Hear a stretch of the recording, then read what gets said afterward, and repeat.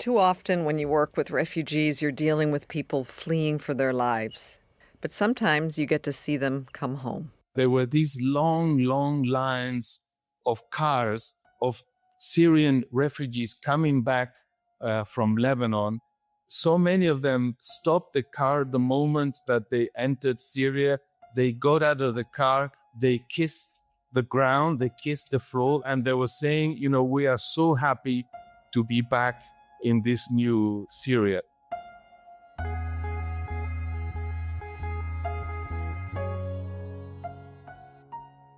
Gonzalo Vargas Llosa has worked for the UN Refugee Agency for much of his career.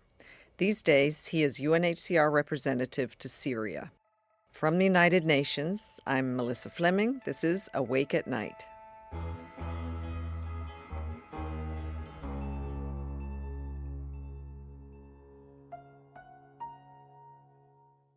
Welcome, Gonzalo, and so good to see you again. Thank you very much for the invitation, Melissa. It's great to see you again, too. Well, I'm here in our studio in New York, and you're in Damascus, and we are recording this interview just a few months after the Syrian President Bashar al-Assad stepped down and fled to Russia. He was in power for 24 years and presided over a bloody civil war. It was such a dramatic moment. Can you tell me how you felt, where you were when you heard the news? I was here in Damascus on the 8th of December and on the days preceding the 8th of December with a small group of colleagues from the UN. And we were waiting anxiously, I guess, with a combination of, why not say it? Fear of the unknown, but also a sense of excitement, because it was clear that something very huge was about to happen. And so we were waiting at the hotel where we live in Damascus, and we could hear outside a lot of shooting, but most of it was clear was celebratory, because as you know, there was no big fight to take over Damascus, but we could hear a deafening noise of bullets flying everywhere for several hours, starting in the very early morning, starting at about 4 or 5 in the morning. I think it was around maybe 11 a.m. or midday. The then HTS and also some commanders from the south, from Daraa, they came into the hotel and they asked to meet the UN. And so a small group of us went downstairs to have the first contact with those who had basically taken power. It was they looked quite scary, to be honest, but their attitude was exactly the contrary to how they looked. It was a very short, very polite meeting where basically they said to us, we are here, as you know, we have taken over Damascus, and we wanted to come and meet you and to tell you that we're not going to harm you, that you're going to be safe here with us, and that we want to collaborate and work with you. And then after a few minutes, they left, and that was the beginning. It was an extraordinarily historic moment, I think, for all of us. I think that small group that went down to the lobby that day, we will never forget that moment. Can you just paint the picture of what it was like before? Because you've been serving in Syria for quite some time. What was it like operating as UNHCR under the Assad regime? And if you could just describe kind of the difference in how the people are now feeling. I arrived here about a year ago. And since the first day that I arrived, every moment of the day or of the night, we felt that we were not alone, that we were being listened to, perhaps watched. There were, I think, very legitimate fears that that our meeting rooms were bugged, and that even our rooms in the hotel where we live were bugged. There were either microphones or even perhaps cameras. So I think that says it all. That is how we lived. Of course, if you translate that into how it was for the common Syrian people, because of course we were scared, we were hesitant, we were extraordinarily cautious in what we said. But I mean, after all, we are diplomats under protection. So imagine what it was for a Syrian in the street, and that is, I think, the biggest difference, the biggest positive difference, the freedom that they feel now to say what they think, and to say it to us, to say it in the street. I mean, as you know, since the 8th of December, we've seen a number of demonstrations in the street pro-government, but also demonstrations against the government. So people feel free to express whatever opinion they have. And this is something that they haven't been able to do, at least inside Syria, for so many years. And they were always holding back. And so that for me has perhaps been the most moving part of life post Assad, to see Syrians feeling free to say what they think. Now they have tasted it and they love it. That oppression, that fear was what led 6 million Syrians to flee their country because of the war. And then it was a very violent situation inside the country. There were over 7 million Syrians internally displaced. In that sense, in terms of just the displacement and this new atmosphere, what has changed? Are people coming back?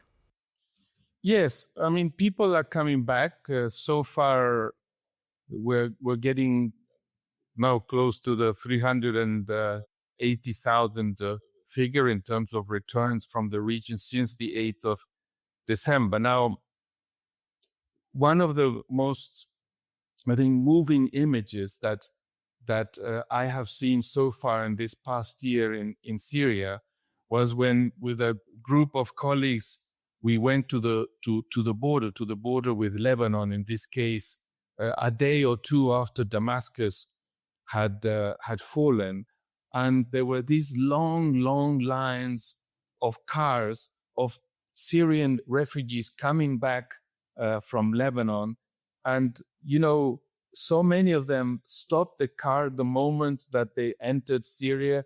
They got out of the car, they kissed the ground, they kissed the floor, and they were saying, we are so happy to be back in this new Syria. And those are images that will also, I think, stay with me for many, many years to come. I can imagine. I remember seeing your social media posts on that and your own pictures. You don't get to see those moments very often with people stuck in exile, for sometimes even for decades. But to be there, to watch the moment when people can finally return home and what that home means. I mean, every story, of course, of every returnee that we meet is a different one. But I think that what they all have in common is really that hope. The people that we have been meeting at the borders, the returnees, there are people who've been away for 10, 12, 13, 14 years. In many cases, also children who were born outside, children, small ones, but also children who were 10, 11 years old and who'd never been to Syria, who've never been to their country. But all those that we interact with, all those children actually feel very Syrian, even though they may have been born in Lebanon or they may have been born abroad. As I think there's also an enormous sense of pride in being a Syrian.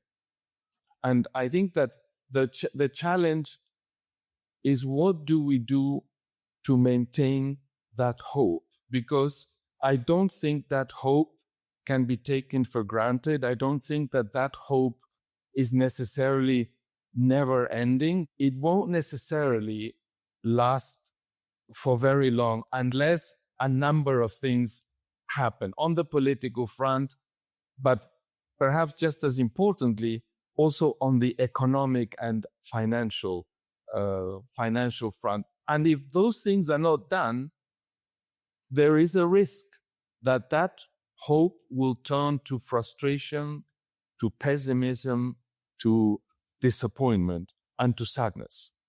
You probably met many who came back not just with that hope, but also in search of missing family members and friends who they hadn't heard from and who may have perished in the notorious Assad prisons. Have you met anybody who has come and searched for family members, and what did they tell you? We have seen some of those reunions taking place at the, inside returnees' homes. And this, again, is also one of those amazing images that I think all of us will keep in our minds for a very long time. At the same time, but these are the contradictions. Some of those scenes that we have seen of absolute joy, of family members, reuniting and crying, seeing their family members after so long, and in many cases, family members that they thought had died, but they're taking place in homes that are destroyed, that in many cases don't have roofs.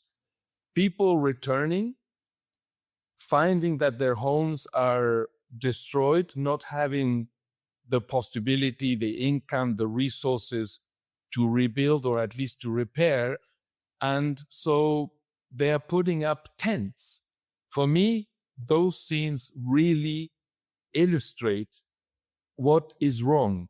I talk about the need for that hope to be kept alive. And that, I think, is the responsibility of the international community. The fact is that the interim authority, the interim government, does not have the resources on its own to fix that house, to fix the school, to provide income. I'm sure that they will sometime down the road, but at the moment, they're not. They depend entirely on the international community to do that, and that is not happening.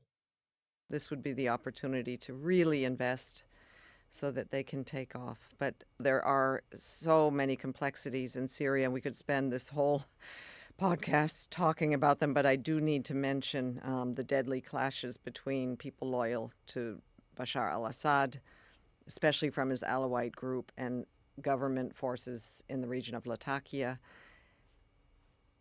I believe many of them are also leaving Syria. Are there fears of another exodus?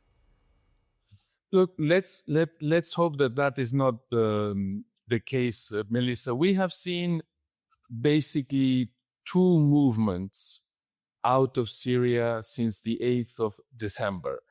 In the days immediately following, there were about 60,000 or 70,000 Syrians who left because they were scared. They were mostly, of course, minorities, Christians, Shias, Alawites. We interacted with many of them at the border. In most cases, I would say in the vast majority of cases, what they told us was, we're leaving because we're afraid. Nothing has been done to us. We have not been subjected to violence, but we are scared about the arrival of that new group that has taken power, basically the HTS. So they were leaving as a precautionary measure. Now, what we have seen more recently, that the numbers are about 25, 30,000 who have left as a result of the recent events in the coastal areas. That movement is, of course, somewhat different because during that period, there was violence, there were killings. I think the key now is to see how the interim government handles this situation. And to answer your question, are there fears that there will be more people leaving? I think it will depend, of course, very much on how the interim government handles this. I think we see it as positive that interim president al-Shara has set up, as you know, a number of mechanisms to hold the perpetrators of that violence accountable. It's good that he has set up those mechanisms, but now we need to see the results. We need individuals being held accountable, justice being done. And what we need to see is that what happened in the coastal area does not repeat itself. What is keeping you awake at night when you think of Syria right now?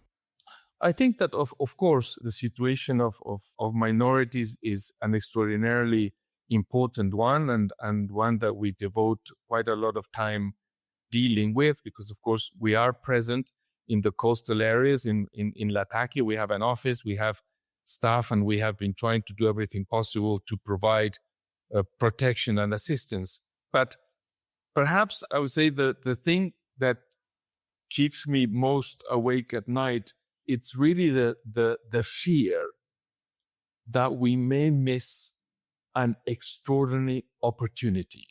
Syrians have been waiting for Assad to go and for something to replace Assad.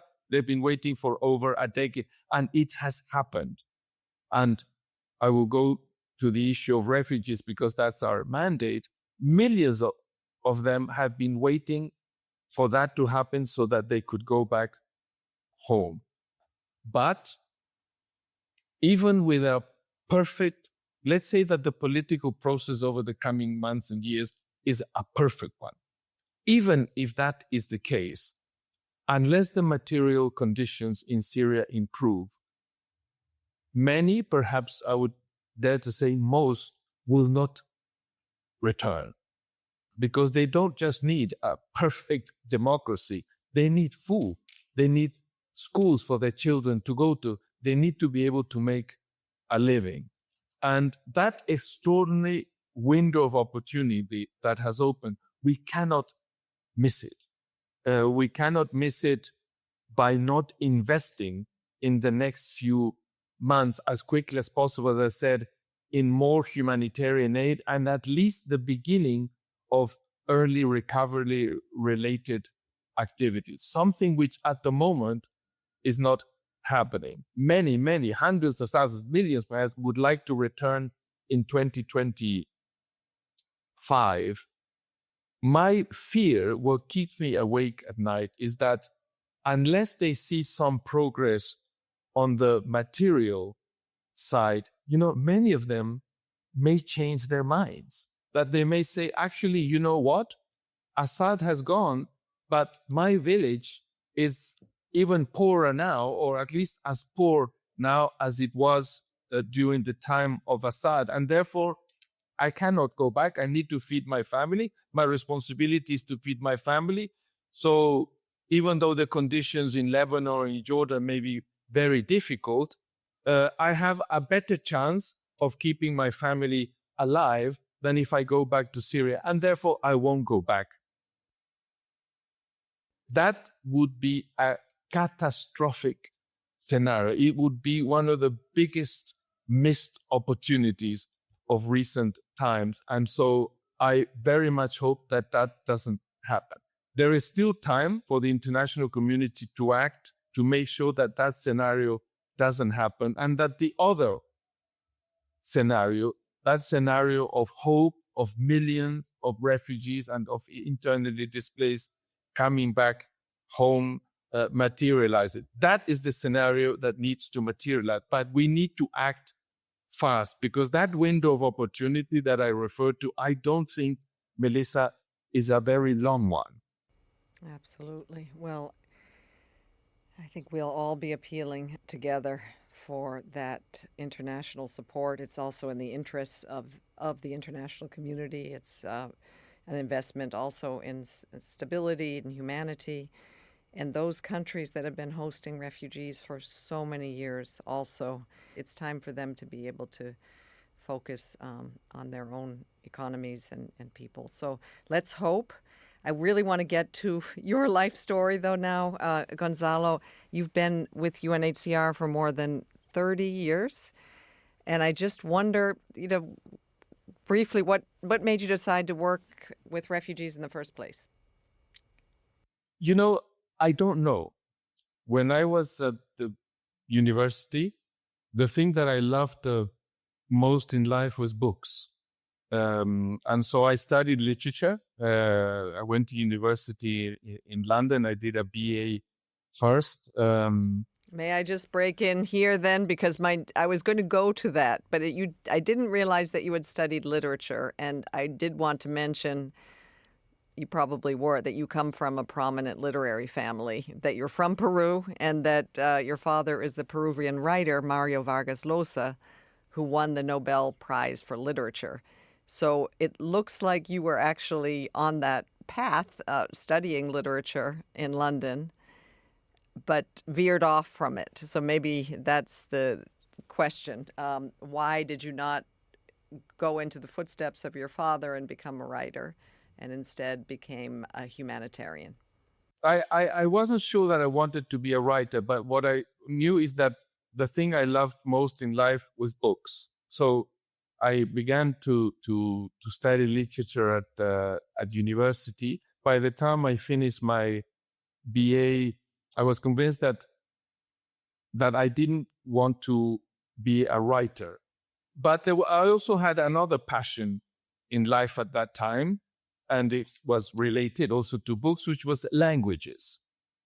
And so when I did my master's in the UK too, I also did translation and interpretation. I think I was halfway through my master's in London, and I went back to Peru to see my family, as I did 3 times a year.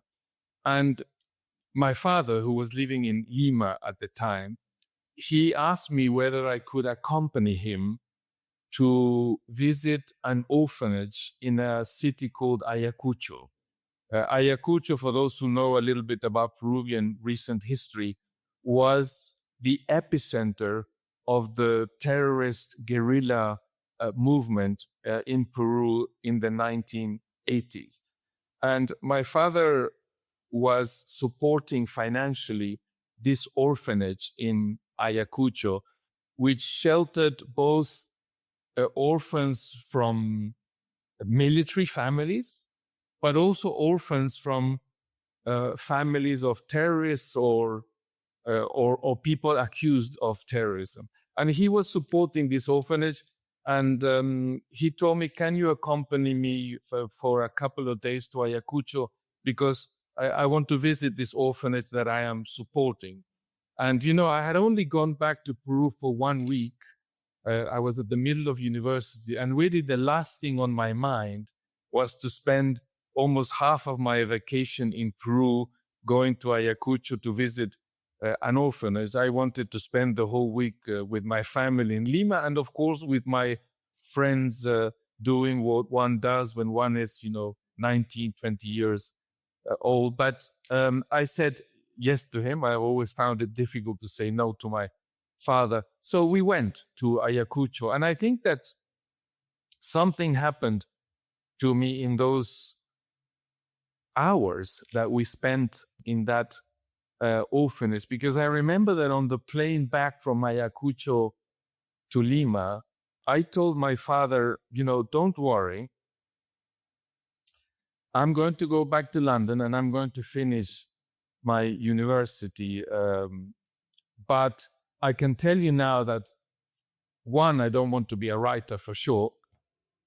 Second, I don't want to be a translator or an interpreter. I want to do humanitarian work. I don't know where, or I don't know how.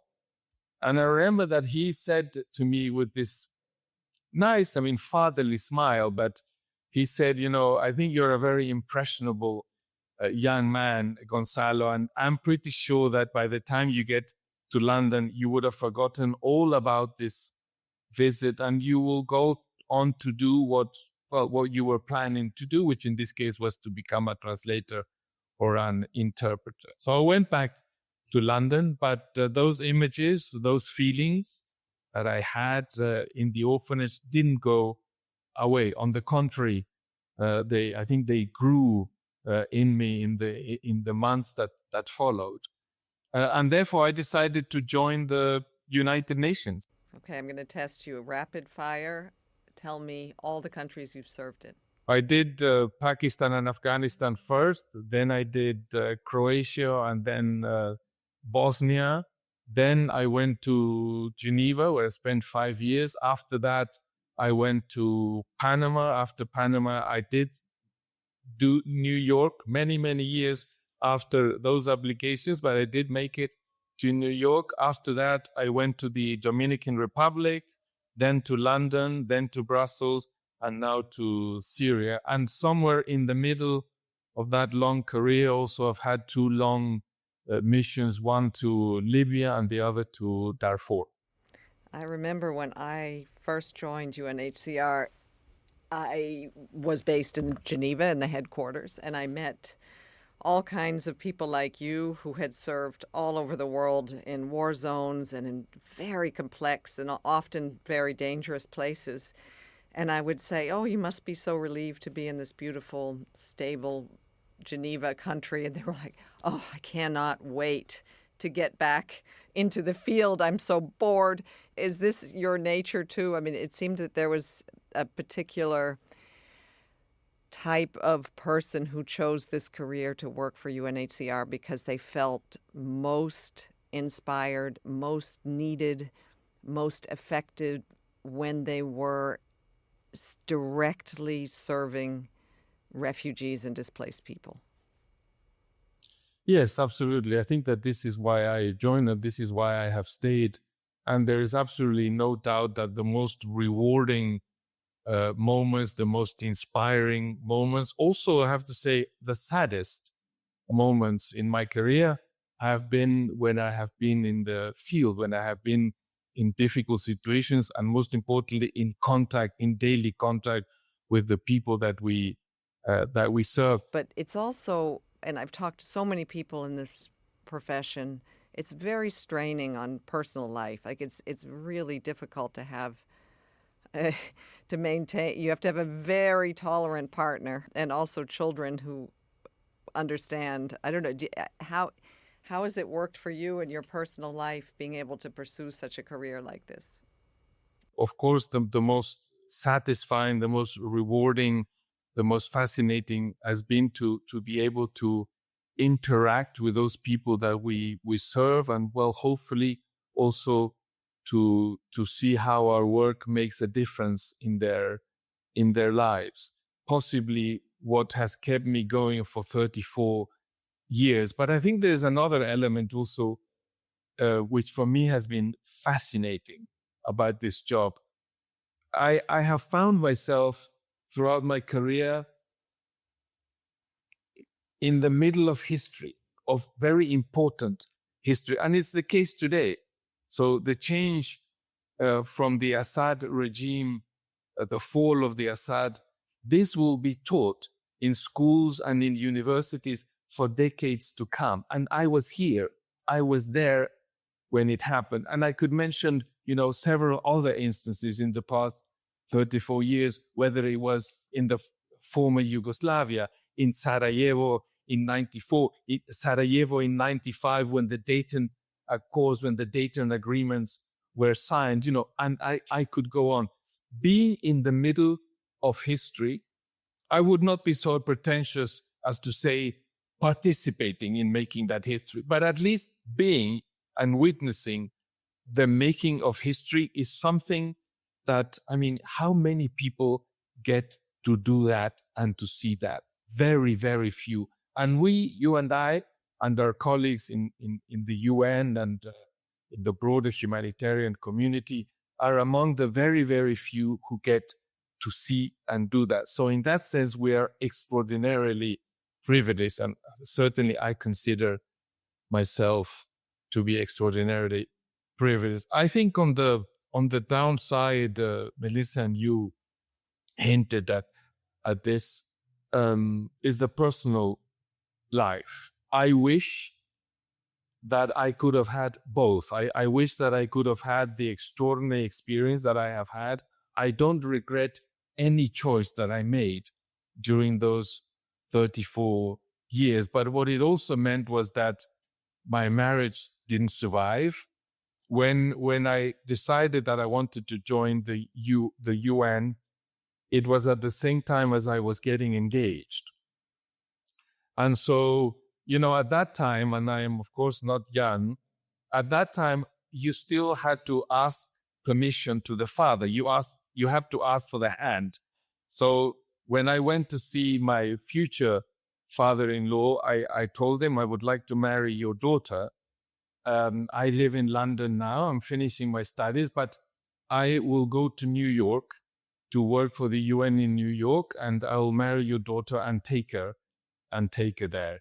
Of course, she had given her green light to this proposal before I went to see her father. That was just a formality, evidently. But what happened in practice, as I mentioned before, of course, I didn't go to New York. I went to Afghanistan, and from there I went to Bosnia. All these were places where, of course, I couldn't take my wife. We did get married. Incredibly, she actually still got married to me. But of course, that marriage didn't survive. It survived for a few years, miraculously, but after that, it didn't survive. It also meant that I have spent an enormous amount of time away from my children. The truth is that I didn't see my children grow up. At least the first 10 years or so, I spent most of the time away from them. And that was very difficult. It was very difficult for me, but it was also very difficult for them. I said, I wish I could have had both lives. It didn't prove to be possible. Now, on a more positive note, it's very interesting because I've been very fortunate to, in spite of the fact that I was a very absent father, a visiting father, somebody who would come every 2 or 3 months to see his children for a few days and then would go back to work in a faraway country.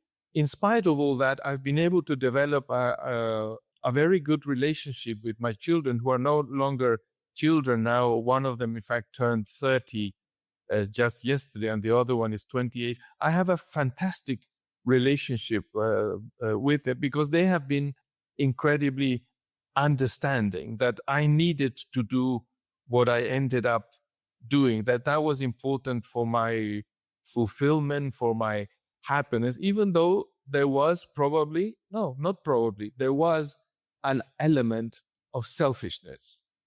I don't do what I have been doing for 34 years just to help people. Yes, of course, it is to help people, but I also do it because it fills me. And that has an element of selfishness, of putting myself above others, in this case, above the family. And they understand that. And I've always been very clear with them in why I chose to do what I do, and that there was an element of self. But they have been amazingly understanding, and I have a fantastic relationship with them. So that is something I think that I always tell anybody who asks me about my private life, and including young people who want to join the UN and who ask me exactly the same question. I can't tell how their stories will play out, but I can tell them how my own played out. And even though there was suffering, longing, when it came to my family, it ended on a happy note, at least my relationship, certainly with my children. As for my ex-wife, we have a very civilized and healthy relationship now. So that's also positive. Can you imagine, just finally, a world without refugees?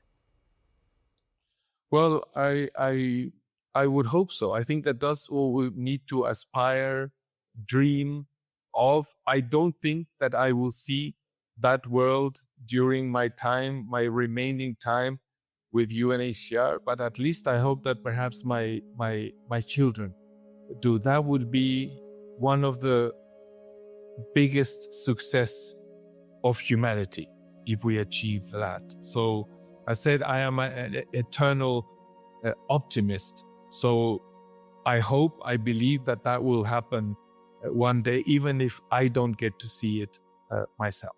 Yeah, it's what the UN itself aspires to, and that is the absence of refugees means that we live in a world with peace, where people live in dignity, and also on a healthy planet. So thank you for your service. Thanks for all that you have done on behalf of refugees, Gonzalo, and all that you are doing in Syria right now at this incredibly important moment in Syria's history, this period of transition, and this window of opportunity. And yeah, we're all support to you, and thank you so much for taking the time. Thank you so much, Melissa. It was a pleasure. Thank you for listening to Awake at Night. We'll be back soon with more incredible and inspiring stories from people working against huge challenges to make this world a better and safer place. To find out more about the series and the extraordinary people featured, do visit un.org/awake-at-night. Subscribe wherever you get your podcasts, and please take the time to review us. It helps more people find the show. Thanks to my editor, Bethany Bell, to Adam Paler, and to my colleagues at the UN, Caterina Ketidi, Roberta Politi, Carlos Macias, Abby Verdelian, Laura Rodriguez de Castro, Angelica Devis, Tulin Batiki, and Becerra Kostova. The original music for this podcast was written and performed by Nadine Shaw and produced by Ben Hillier.